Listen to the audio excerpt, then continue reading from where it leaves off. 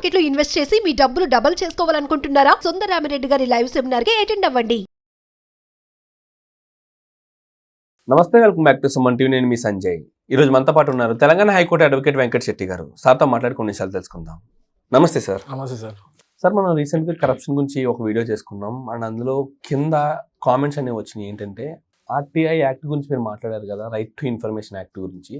అసలు ఈ యాక్ట్ ఏ సందర్భాల్లో ఉపయోగించుకోవచ్చు, అసలు ఈ యాక్ట్ వల్ల వచ్చే ఉపయోగాలు ఏంటి, అసలు ఎవరెవరు ఉపయోగించుకోవచ్చు అని చెప్పేసి కామెంట్స్ వచ్చినాయి సార్. అసలు ఈ యాక్ట్ వల్ల ఉపయోగాలు ఏంటి, ఏ సందర్భంలో ఉపయోగించుకోవచ్చు అంటే? So first of all RTI act అనేది ఎందుకు అంటే సార్, ఏదైతే చాలా మందికి నాలెడ్జ్ ఉంటుంది. బికాజ్ ఇప్పుడు మనం చూసుకుంటే ఊర్లలో వ్యవసాయం చేసేటోడు కూడా, వ్యవసాయం చేసేవాళ్ళు కూడా ఇంగ్లీష్ చదువుతూ, అంటే వాళ్ళు కూడా వెల్ ఎడ్యుకేటెడ్ లో ఉన్నారు. బికాజ్ వాళ్ళ స్కిల్స్ అనేవి వాళ్ళకు ఉన్నాయి. బట్ ఏదైతే ఏంది అని అంటే వాళ్ళు దాన్నే నమ్ముకున్నారు కాబట్టి అదే చేస్తున్నారు. సో చాలా మందికి ఏంది అని అంటే వాళ్ళని వెళ్ళి అడగడానికి వెళ్ళి 10 సార్లు గవర్నమెంట్ ఆఫీసర్ని మనకి ఏదైతే కావాలి, ఫర్ ఎగ్జాంపుల్ ఒక పాస్బుక్ కోసం మనం ఒక మెమో వేసుకున్నాం, ఒక అప్లికేషన్ పెట్టుకున్న తర్వాత మనం ఎన్ని రోజుల నుంచి తిరుగుతున్నా ఆ పాస్బుక్ అనేది అవ్వదు. అండ్ మనం గవర్నమెంట్ ఆఫీస్లో చూసుకుంటే ఏదైనా కూడా మనం తిరగంగా ఎప్పటికో అయిపోతుంది. అండ్ అదే కాకుండా కరప్షన్ అనేది చాలా ఉందన్నమాట. ఈవెన్ లో కేటగిరీ నుంచి హయ్యర్ కేటగిరీ దాకా చూసుకున్నా కూడా వాళ్ళు బీభత్సమైన కరప్షన్ లో ఉన్నారు. ఒక్కొక్కళ్ళు వేలు. సో మనం చూసుకుంటే చాలా ఏసీబీ రైట్స్ కానీ చాలా చూసుంటాం మనం, గవర్నమెంట్ ఆఫీసర్స్ ఏసీబీ రైట్స్ అని, ఎంఆర్ఓ అని కానీ, రిజిస్టర్. సో వాళ్ళకి అంత ఘనంగా తీసుకోవాల్సిన అవసరం లేదు సార్. సో ఈవెన్ మనం ఎంఆర్ఓ చూసుకున్న, రిజిస్టర్లకు వీళ్ళందరికీ కానీ హయ్యర్ గ్రేడ్ లో ఉన్న ఆఫీసర్లు ఎవరికైనా కూడా అబోవ్ 1 lakh ఉంది. అండ్ అదే కాకుండా వాళ్ళకి డిఫరెంట్ టైప్ ఆఫ్ అలవెన్సెస్ అనేది వాళ్ళకి వస్తూనే ఉంటాయి. అండ్ కొంతవరకు తీసుకున్నా ఓకే, బట్ మరీ ఘోరంగా లేని వాడి దగ్గర కూడా ఉన్నవాడి దగ్గర తీసుకున్నాడు అని అంటే ఓకే, ఏదో ఒకటి సర్లే ఇక అని చెప్పి వీళ్ళ అంతే ఇక అనుకుంటాం మనం. బట్ ఆఖరికి లేనివాడు కూడా వెళ్తాడు వాడి దగ్గరికి, వాళ్ళ దగ్గర కూడా అమౌంట్ తీసుకుంటారు. సో మరీ లోయర్ కేటగిరీలోకి వచ్చి దిగజారిపోయి మరీ ఈ మనీ కరప్షన్లకు అలవాటు పడిపోతున్నారు. సో అట్లాంటి వాళ్ళందరికీ రిలాక్సేషన్ కోసమని, అట్లాంటి వాళ్ళందరికీ కొంచెం ఊరట కోసం అని చెప్పి ఒక ఆర్టీఐ యాక్ట్ అనేది తీసుకురావడం జరిగింది 2005లో. ఓకే. సో ఈ ఆర్టీఐ యాక్ట్ అనేది ఎందుకు అని అంటే, ఏదైతే నీకు గవర్నమెంట్ ఆఫీస్ లో ఒక వర్క్ అవ్వట్లేదు లేదా నీకు ఒక ఇన్ఫర్మేషన్ అనేది కావాలి, బికాస్ ఎందుకు అని అంటే వీళ్ళంతా పబ్లిక్ సర్వెంట్స్. ఈవెన్ మన బాడీ కూడా, ఈవెన్ మన స్టేట్ బాడీ కూడా వాళ్ళందరూ కూడా మన సర్వెంట్స్ లాంటి వాళ్ళు. బికాస్ మనం పబ్లిక్, వాళ్ళు మన సర్వెంట్స్. పబ్లిక్ సర్వెంట్స్ అంటే ఏంది?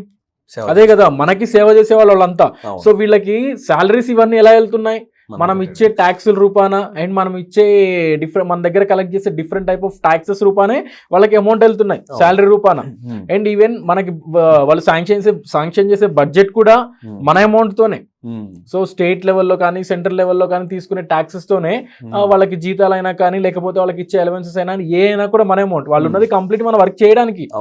సో ఒకవేళ ఎవరైనా పర్సన్ వెళ్ళి కనుక నువ్వు ఉన్నది నా వర్క్ చేయడానికి ఎందుకు చేయవు అని అంటే, అచ్చా అవునా అని చెప్పి అప్లికేషన్ తీసి పక్కన పడేస్తారు, నువ్వు ఎవరికి చెప్పుకుంటావు చెప్పుకో అని చెప్పి. ఇట్లాంటి సిచ్యువేషన్ లో సింపుల్ థింగ్ అనమాట, ఆర్టీఐ యాక్ట్ ప్రకారం మనం ఒక మెమో అనేది రాసి వాళ్ళకి ఇచ్చిన తర్వాత అప్పటికి కూడా వాళ్ళకి ఏదైతే మనకు కావాలో దాన్ని క్లియర్ కట్ గా ఆ మెమోలో రాసి వాళ్ళకి ఇవ్వాలి. సో వాళ్ళకి ఇచ్చిన తర్వాత కూడా ప్రాపర్ గా గనక చేయట్లేదు, లేదు ఇది ఎట్లా అంటే మనం బై పోస్ట్ కూడా పంపించచ్చు. అండ్ అదే కాకుండా ఆఫ్లైన్ లో కూడా చేసుకోవచ్చు, వాళ్ళ ఆఫీస్కి వెళ్ళి కూడా చేసుకోవచ్చు. ఇన్ కేస్ బై పోస్ట్ అయితే ఆర్పిఐడి చేయాలన్నమాట. బికాస్ ఆర్పిఐడి ఎందుకు అని అంటే వాళ్ళకి రిసీవ్ అయినట్లు ఒక స్టాంప్ కొట్టి మళ్ళీ మనకి ఏదైతే పైన ఎక్నాలజ్మెంట్ మనకు వస్తుంది. సో వాళ్ళకి రిసీవ్ అయినట్లు మన దగ్గర ఒకటి ఉంటుంది, ప్రూఫ్ ఉంటుంది. ఇన్ కేస్ ఆఫ్లైన్ అయినా కూడా ఒక స్టాంప్ కొట్టించుకొని రావాలి. బికాస్ ఎందుకు అని అంటే నువ్వు తీసుకున్నట్లు, అంటే ఒక అప్లికేషన్ కనుక నార్మల్ పర్సన్ వెళ్ళి గవర్నమెంట్ ఆఫీసర్ దగ్గర పెట్టుకుంటే ఆయన రిసీవ్ చేసుకున్నట్లు ఒక ప్రూఫ్ అనేది మన దగ్గర ఉంటుంది, ఎవిడెన్స్ అనేది. మనం దరఖాస్తు చేసుకున్నాం, ఇదంతా కూడా 30 days లో ఏదైతే మనం అడిగామో, ఏదైతే మనకు కావాలో, మనం ఆర్టీఐ యాక్ట్ ప్రకారం ఏదైతే అడుగుతున్నామో అది 30 days లో మనకి ప్రొవైడ్ చేయాలి. ఇన్ కేస్ 30 days లో ప్రొవైడ్ చేయకపోతే మనము సింపుల్ గా ఆర్టీఐ యాక్ట్ ప్రకారం సెక్షన్ 19 సబ్సెక్షన్ 1 కింద మనం ఎవరైతే కన్సర్న్ హయ్యర్ అథారిటీ ఉంటుందో వాళ్ళకి మనం అప్పీలెంట్కి వెళ్ళాలి. అంటే వాళ్ళని అప్పీలెంట్ అథారిటీ అంటారు అనమాట. సో ఆ అథారిటీకి ఇంకొకటి ఏమని అంటే, నేను 30 days వెయిట్ చేశాను, ఇంకా నాకు రావాల్సింది నాకు ఇవ్వలేదు అని చెప్పి క్లియర్ గా దాంట్లో మెన్షన్ చేసి మళ్ళీ అప్పీలెంట్ అథారిటీకి ఇచ్చిన తర్వాత 15 days లోపు ఈయనది గనక ఈయనకి ఇవ్వకపోతే, అంటే ఇక్కడ ఏమీ అమౌంట్ అనేది ఏమీ తీసుకోరు, అమౌంట్ తీసుకోకుండా ఇవ్వాలి. సో ఈయన గనక ఇవ్వకపోతే, ఇక్కడ కూడా మనకి జరగలేదు, మనం అప్పుడు సెక్షన్ 19 సబ్సెక్షన్ 3 కింద మనం స్టేట్ కమిషన్ గనక అప్పీల్ అని పెట్టుకున్నా కూడా ఎవరైతే ఈ అథారిటీ ఉందో, ఎవరైతే ఈ కన్సర్న్ ఆఫీసర్స్ ఉందో వాళ్ళకి ఫైన్ వేస్తారు అప్ టు 25,000 దాకా. కొన్ని సిచ్యువేషన్స్ లో ఎన్ని రోజులైతే లేట్ అయిపోయిందో అన్ని డేస్ 250 రూపీస్ చొప్పున అమౌంట్ అనేది ఫైన్ వేయడం జరుగుతుంది. సపోజ్ 30 డేస్ లేట్ చేసిండు, 30 into 250 రూపీస్ అట్లా వాళ్ళకి ఫైన్ వేయడం జరుగుతుంది. అండ్ అదే కాకుండా వాళ్ళకి ప్రాపర్ పనిష్మెంట్ అనేది కూడా ఇవ్వడం జరుగుతుంది. అంటే వాళ్ళ ప్రమోషన్స్ సిచ్యువేషన్స్ లో కానీ డీప్రమోట్ చేయడం కానీ, లేకపోతే శాలరీ అనేది ఇంక్రిమెంట్ లేకుండా చేయడం కానీ, ఇట్లాంటి సిచ్యువేషన్స్ అనేది జరుగుతాయి. అండ్ కొన్ని సిచ్యువేషన్స్ లో ఎట్లా అంటే అర్జెన్సీ ఉంటది అనమాట. సో ఎమర్జెన్సీ సిచ్యువేషన్స్ ఉంటాయి. కొన్ని సిచ్యువేషన్ లో ఎమర్జెన్సీ కావాలి, బట్ వాళ్ళు మనం అప్లికేషన్ పెట్టుకున్నా ఇవ్వట్లేదు.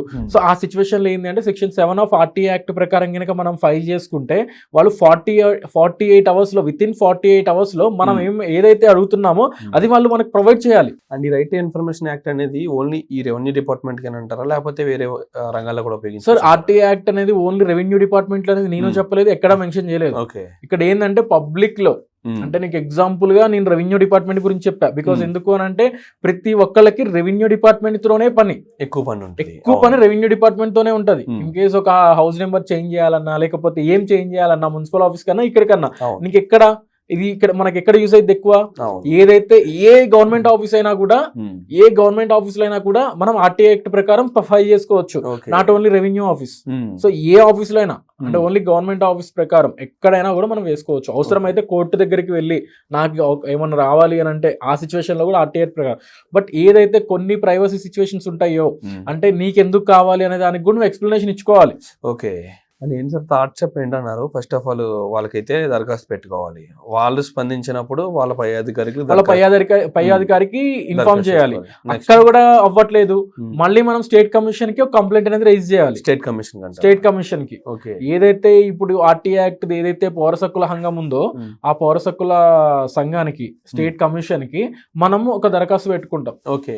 అండ్ అంతేకాకుండా సార్ ఇక్కడ ప్రభుత్వ ఉద్యోగుల గురించి మాట్లాడుకున్నాం, అలాగే ఇప్పుడు రాజకీయ నాయకుల్లో కూడా ఏ డబ్బు ఎంత ఖర్చు పెడుతున్నారు, ఎలా ఖర్చు పెడుతున్నారు అని చెప్పేసి ప్రజల్లో తెలుసుకోవాలన్న కుతూహలం ఉంటుంది. అసలు మనం కడుతున్న ట్యాక్స్ ఎక్కడికి వెళ్తుందన్న ఆలోచన కూడా ఉంటుంది.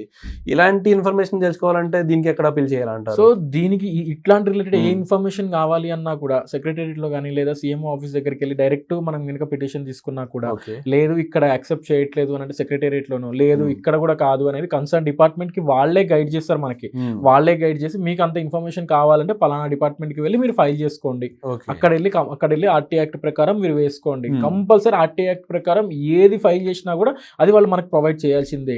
ఈవెన్ ఇప్పుడు గవర్నమెంట్ ఏదైతే ఇప్పుడు గవర్నమెంట్ ప్రకారం ఒక CM ఆఫీస్ గనక నువ్వెంత కడుతున్నావు కరెంట్ బిల్లు, దానికి కావాలన్నా RTA యాక్ట్ ప్రకారం వేసుకోవచ్చు. సో అండ్ అదే కాకుండా వాళ్ళు కూడా అంతే రెస్పాన్సిబుల్ గా వాళ్ళు కూడా మనకి రివర్స్ ఇస్తారు. మనం ఏదైతే ఇస్తామో దానికి వాళ్ళు రిప్లై అనేది ప్రాపర్ గా ఇస్తారు. సో ఇంత 30 days కు డ్రాగ్ చేసిన సిచ్యువేషన్స్ చాలా తక్కువ ఉన్నాయి. RTA యాక్ట్ ప్రకారం వెళ్ళిన ఏ కేసు అయినా, అంటే ఏ పర్సన్ అయినా RTA యాక్ట్ ప్రకారం వెళ్ళిండు అని అంటే ఆ పర్సన్ కంపల్సరీ అవుతుంది. సో వాళ్ళు కంపల్సరీ ప్రొవైడ్ చేస్తారు ఇన్ఫర్మేషన్ అనేది. సో అప్పుడు RTA యాక్ట్ యూజ్ చేసుకుంటే బ్యాక్ స్టెప్ వేసే ఛాన్సెస్ అయితే అస్సలు లేవన్నమాట. Okay, thank you sir, thank you very much. ఇలాంటి మరికొన్ని ఇంట్రెస్టింగ్ వీడియోతో మనం ముందుకు వద్దాం ప్రేక్షకుల ముందుకి. Thank you sir.